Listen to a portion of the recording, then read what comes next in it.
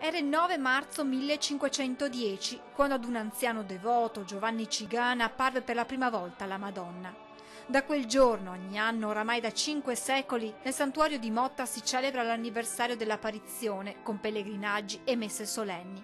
Stamane si è ripetuta la cerimonia di accensione della lampada votiva con l'olio offerto dal comune di Annone Veneto. A nome della comunità civile di Annone Veneto, rinnovo a te, Santa Madre di Dio, l'offerta dell'olio, riaccendendo la lampada votiva. Significa confermare il grande attaccamento, la grande devozione della nostra gente alla Madonna di Motta. Centinaia le persone arrivate a Motta da ogni parte del Veneto. Chi viene qui ogni 9 marzo per tradizione, chi per chiedere una grazia alla Madonna, perché anche in un'epoca in cui regna l'apparenza e il materialismo sembra esserci ancora bisogno di spiritualità.